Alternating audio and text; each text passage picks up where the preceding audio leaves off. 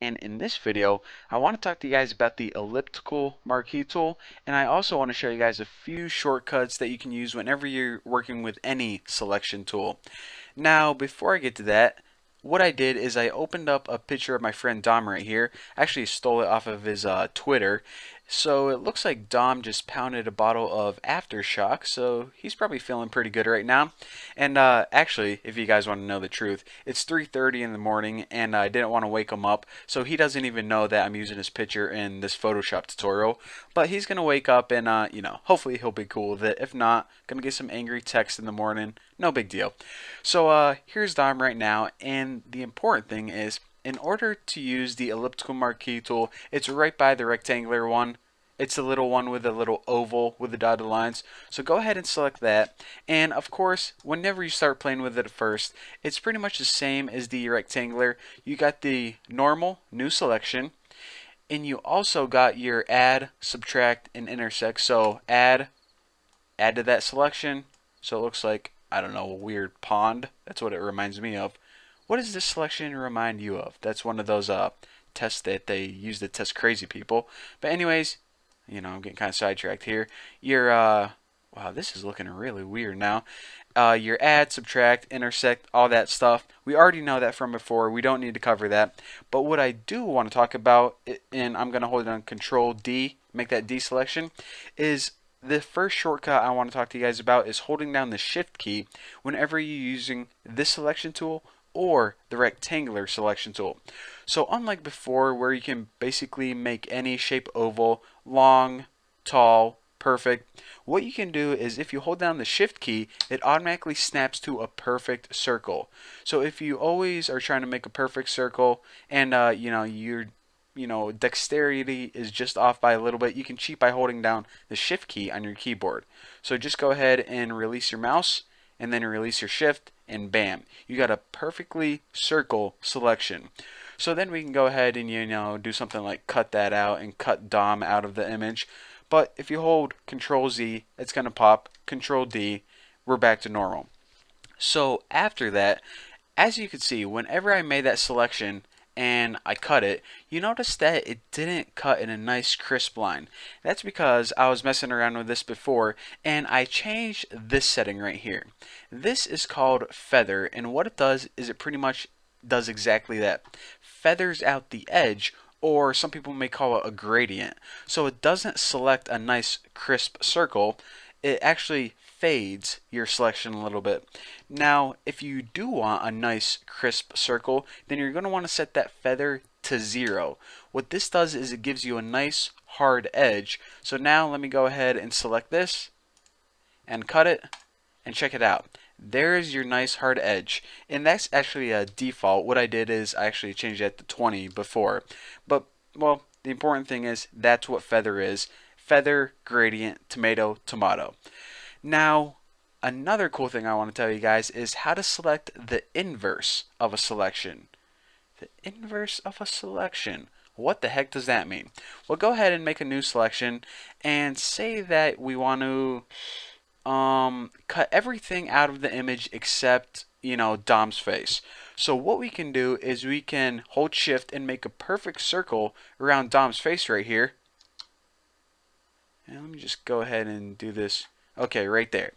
Now, like I said, we want to keep Dom's face in here. So if we go ahead and cut this right now, well, that has the opposite effect. So let's go ahead and step backward.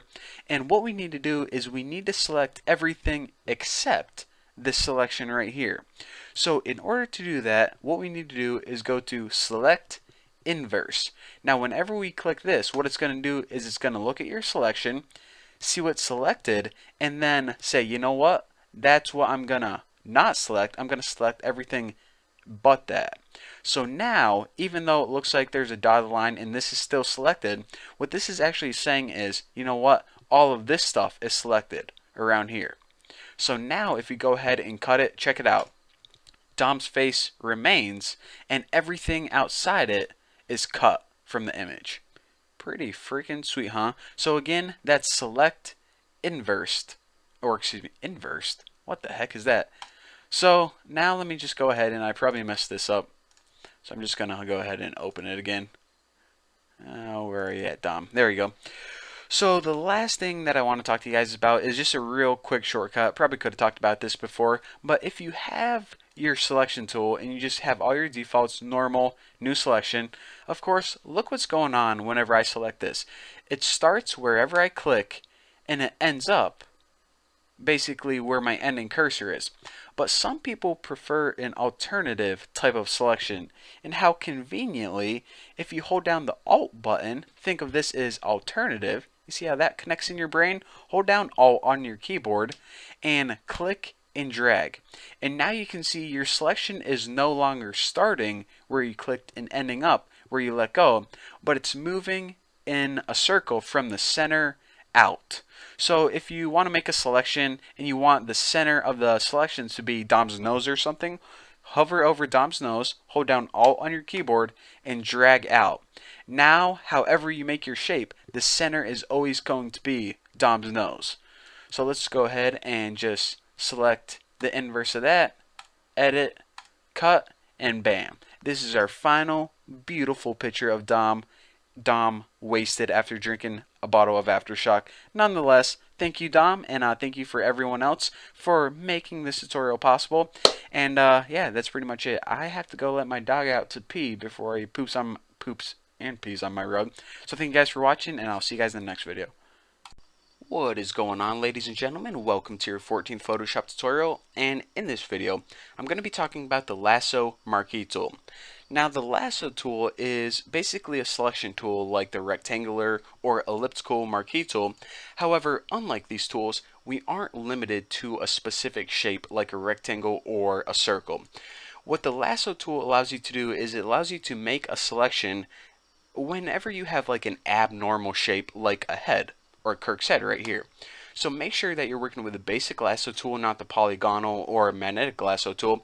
We're going to be talking about these in the upcoming tutorials. But in order to use the lasso tool, go ahead and get it selected, and you want to click and drag around your shape or whatever you want selected. So click and drag around here. Now obviously this is better than the rectangular or circle because we have complete freedom over abnormal shapes.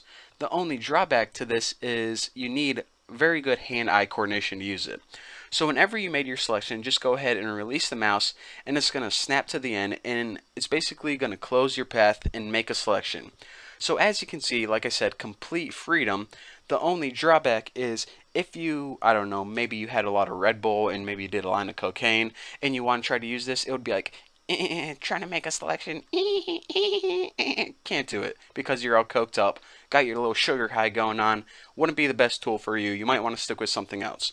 Now let me go ahead and make the selection again a little bit better. You know, I probably shouldn't have done that little cocaine routine, but there we go. We have Kirk's head selected, and just like the other marquee tools, we have the add, subtract, intersect. So if we want to go ahead and add, we can make another selection, and it's going to add it to the current selection. So now that we have Kirk's head selected, say we wanted to add his body into here, we'll just go ahead and select that and release. Now we have one giant selection of Kirk's entire body. And another thing that I want to tell you guys is a lot of people have been asking me about this feather tool, and they said that feather isn't working because let's say that they wanted to change the feather to 20 and then they go ahead and try to, I don't know, maybe cut this out. Well, they're like, oh, I cut it out, but my feather isn't working. Is it like broken? Is there a bug or something? Well, it isn't working because anytime you use your feather tool, you need to use it, you need to change the settings before you make the selection. So now anything that you make after this and try to cut it is going to be feathered out. So let me go ahead and show you guys what you need to do in order to make this feathered out. Go ahead and write normal, or I said write like I'm making program tutorials though. Make a new selection, feather 20 pixels, and go ahead and select Kirk's whole body, or whatever image you're working with. And now once you have that selected, you can go ahead and, I don't know, do whatever you want. Maybe you want to, I don't know, select the inverse and cut that out. And this would give you a nice feathered image of your selection. So this is actually a pretty cool looking image of Kirk with nice feathered gradients coming out from his body in all directions. Now the last thing that I want to talk to you guys about is a nice little shortcut, and let me just go ahead and open this up again. File open Kirk. And it's that whenever you want to use straight lines temporarily, you can go ahead and hold down the Alt key on your keyboard, and I think it's something different. Actually, I don't know if it's Control or Alt. I've been using Photoshop on the Mac and the PC, so let me go ahead and see. So in order to use a straight line, I don't know, maybe you want to select this door, go ahead and hold Alt on your keyboard. Yeah, that's what it was. Alt, and just go ahead and click. And as you can see, I'm getting perfectly straight lines just like this. So now, well, I already have that feathered, so that's why I changed to a different shape. But as you can see, whenever you hold down Alt, it's going to give you perfectly straight lines. So there you can go. What I say? There you can go. There you go. There's the lasso tool. That is how you have complete freedom over your selections, and that is also how you correctly use the feather setting whenever you're using any selection tool. So thank you for watching. Thank you, Kirk, for letting me use your image. And everyone, don't forget to follow me on Twitter, Facebook, Google+, and I'll see you guys next video. Alright guys, welcome to your 15th Photoshop tutorial, and in this tutorial I want to talk to you guys about the magnetic lasso tool. It's right under the polygonal lasso tool, so make sure you have that selected and not the basic lasso tool. And what this tool basically allows you to do is it allows you to follow along a certain object, and it's going to snap along the edges. So this actually works really well when there is really good contrast in your image. So for example, if you wanted to select the hair from her shirt, you see how the hair in her shirt are basically the same color. It's not going to be able to detect that very well. But if we want to single out this post-it note, we can go ahead and do that because the post-it note is bright yellow and it's clearly defined against the background. So in order to use this, go ahead and click on the edge of your object, and you don't want to drag. Just go ahead and move your mouse, and it's going to go ahead and snap along the edges of your selection. So again, don't drag it like the lasso tool. Just go ahead and click and move your mouse. And once you get to the very end, click on your starting anchor point right there. Now once you do, it's going to go ahead and make that selection. And another thing that you can do is if you deselect this, if you have this selected, instead of going all the way to the beginning anchor point, you can actually double click. And once you double click, it's going to make a straight line from wherever you had to that point. So basically that's how you use the magnetic lasso tool, and it's awesome for making something with very high contrast. So now if we wanted to select the inverse and cut, we can go ahead and do that, and we can have that post-it note singled out. Now just so I showed you guys a good example, let me show you guys where this wouldn't be a great example. Here is a photo of my puppy, old Dan. He's a little bit older now, but if we wanted to use the tool right here, as you can see at the very beginning, the image right here has a lot of the same colors. So I don't even know what this is, a piece of wood or the bed is kind of the same color as his fur, and with these shadows right here, as you can see, it's kind of working, but the lasso tool is getting confused really easily. So if your image has a lot of the same colors like browns in the background, in the foreground, you probably want to stick with the basic lasso tool. But for tools that are, for images that are very high in contrast and you want to select a certain portion of it, the magnetic lasso tool is easily your best bet because it makes it so much easier. You don't have to concentrate so much on moving your hand perfectly where you want it to. But for now, thank you guys for watching, and in the next tutorial I'm probably going to be covering the polygonal lasso tool. It's going to be awesome, so I'll see you guys in the next video. What the heck is going on, guys? Welcome to your 16th Photoshop tutorial, and in this tutorial we're going to be covering some settings dealing with the magnetic lasso tool, some things we didn't cover in the last tutorial. But before we get to that, I want to ask you guys a favor, and that's this. Last night, me and my cousin right here, we went to a housewarming party for my parents, and they had some alcohol there, and we might have had a little bit too much to drink. And in the middle of the night, he tweeted me and one of my friends this: COLLRHR. And I have no idea what it means. She has no idea what it means. He was wasted. He obviously doesn't know what he was trying to say, but it's bothering me. He was trying to say something when he was plastered. So I'm hoping that one of you guys out there can help interpret this for us.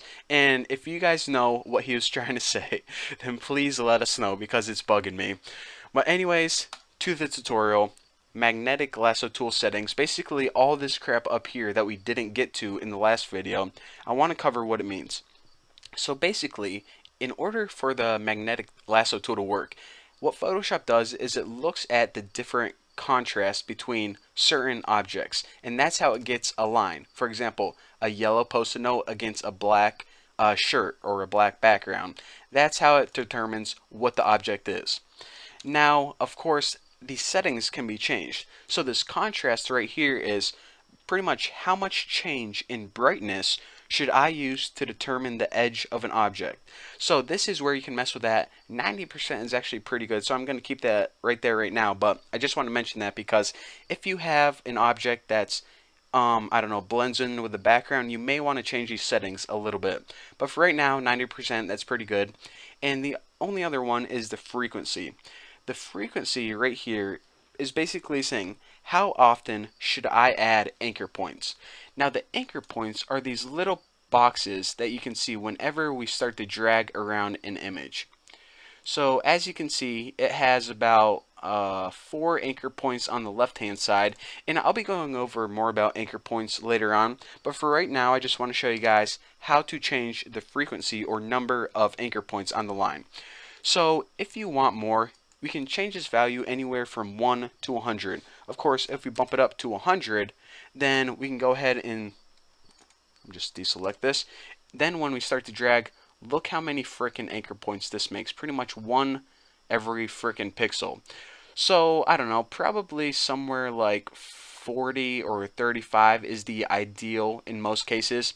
But you guys are going to have different number of anchor points. Well, whenever we cover anchor points later on in paths, and especially the pen tool, you guys are going to get a better understanding of that. But for now, I just didn't want to skip over anything. Now, the only other things that I want to cover are pretty much just shortcuts for this. So let's go ahead and change this to, I don't know, 5 or something like that. And anytime you're working with one of these paths and you figure out, you know what, I need more anchor points, but I don't need them all over, just in certain locations. You can actually click your path to add anchor points manually.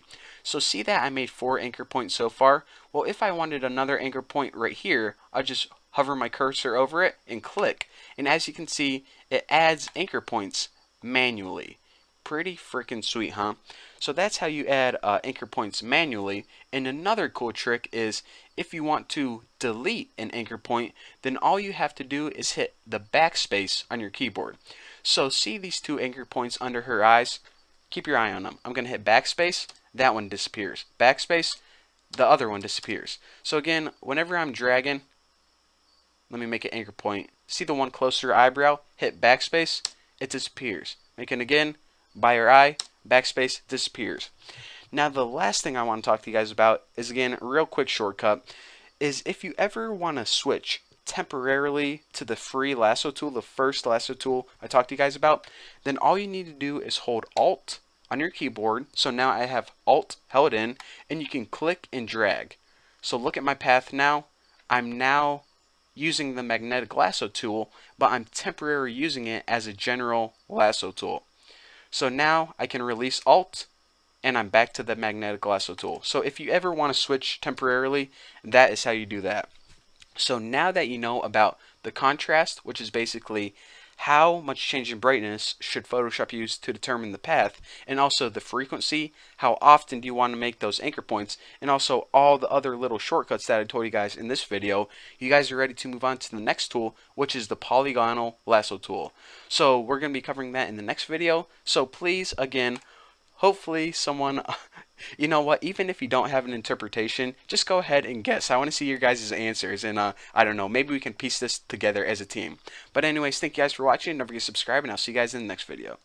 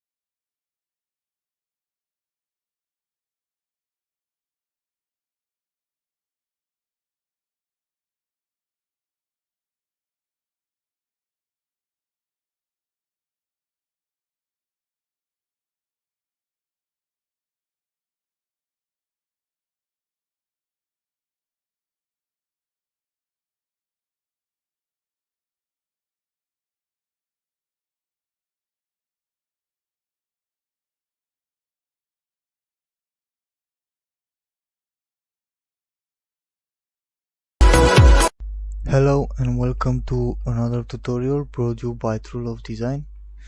On this tutorial I want to show you how to change the hair color. So first we have to make a selection around the hair, and for that you can use the Lasso tool, but it's not that good. So for this tutorial I will use the quick mask mode. So make a click on this button and then choose the brush tool and just paint the hair like this.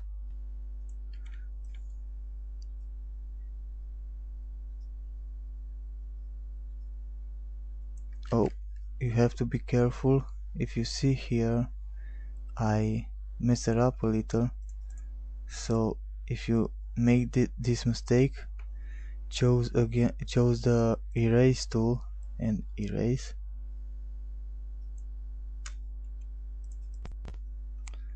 Okay, now again the brush tool.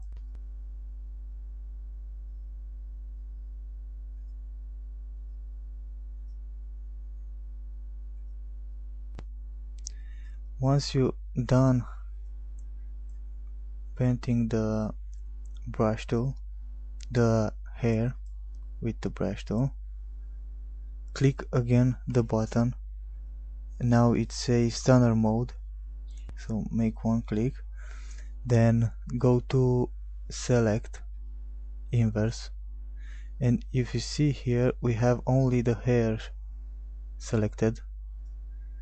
Now go to image, adjustment, hue saturation, and make one click on colorizate. Check the colorizate, and we have the hair color changed, but I don't like this color, so I will choose this one and then press OK, and this is it. This is the change color, and is the fastest way to change it. And you can make more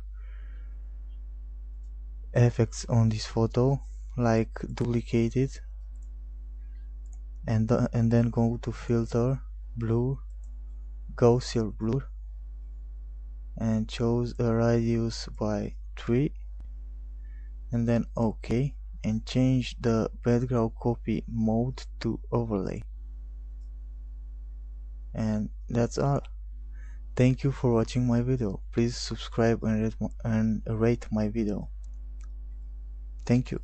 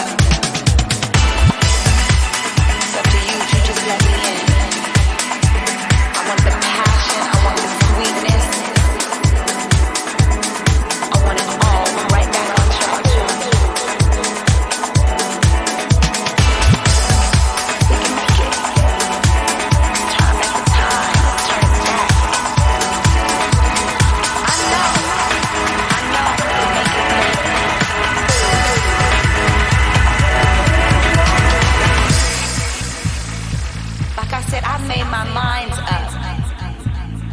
And finally, if you just let me in, let's turn back the time.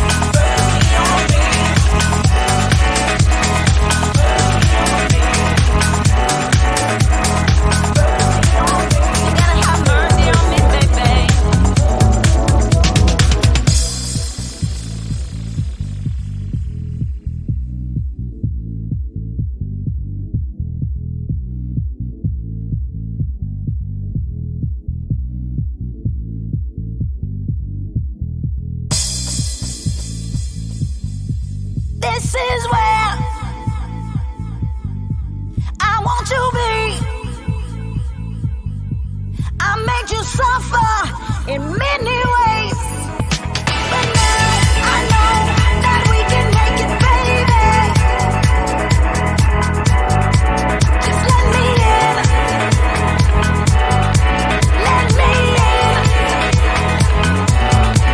Let me in. Mercy on me. Mercy on me. You gotta have mercy on me. Mercy on me.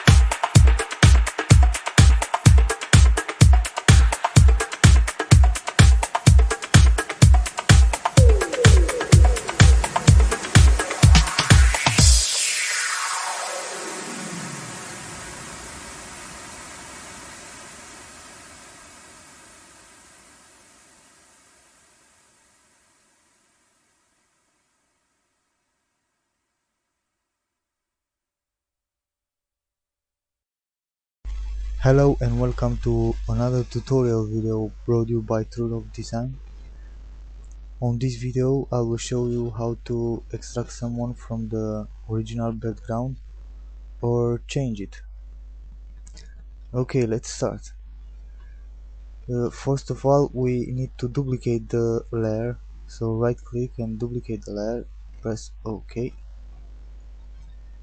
We have a few tools for the few methods to extract someone.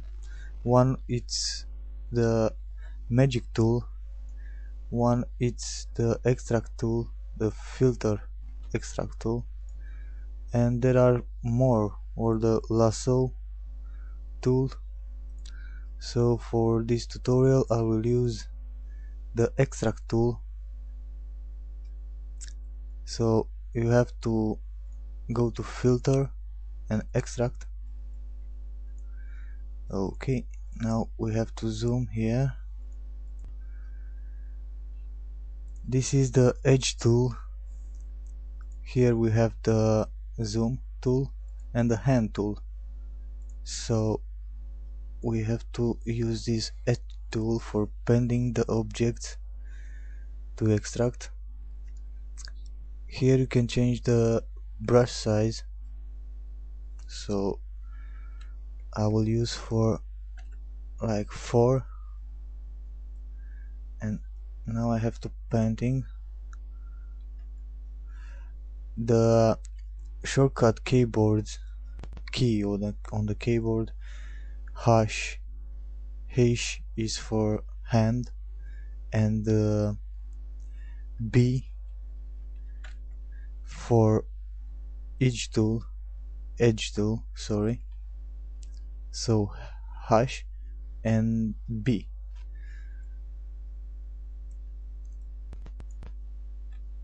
I will show you how to make this. So just painting the object we want to extract. Okay,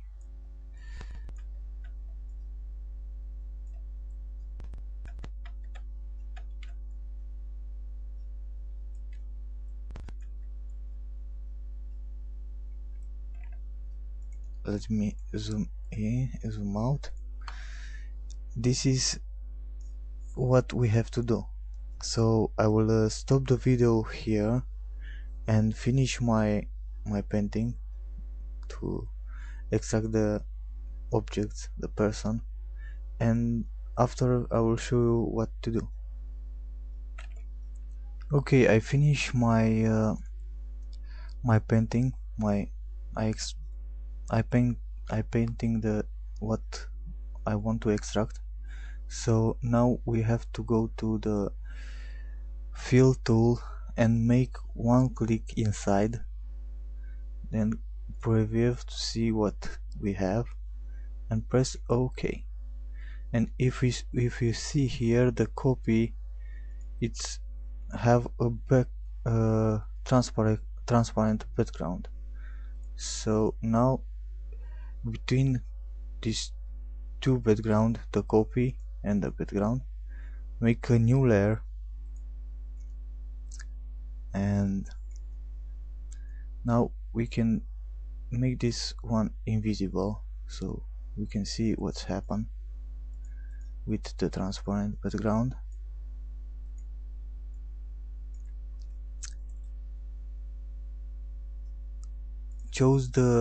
Go to gradient tool, choose the gradient tool, choose a nice gradient.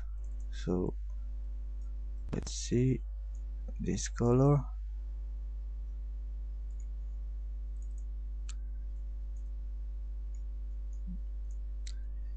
with white, with black, I think.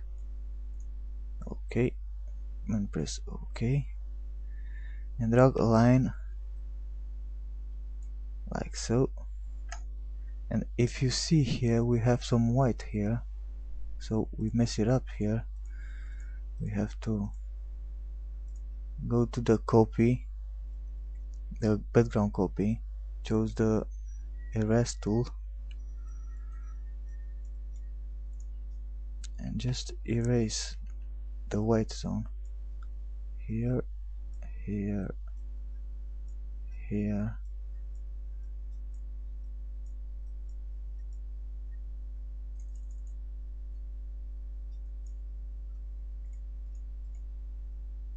and I think we're done. We can make more effects here, so let's do. I think we have time for that. Duplicate the layer, okay, and use the copy, this copy,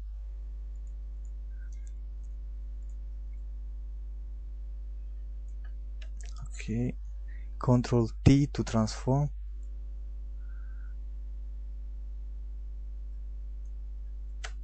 press enter,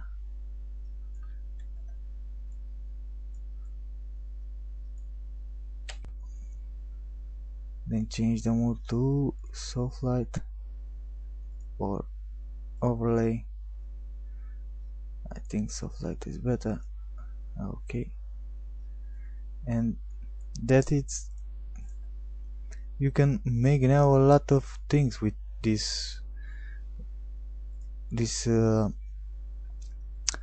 object, this person, because he have no background, so the background is transparent, so you can put these pictures where you want. So thank you for watching my video.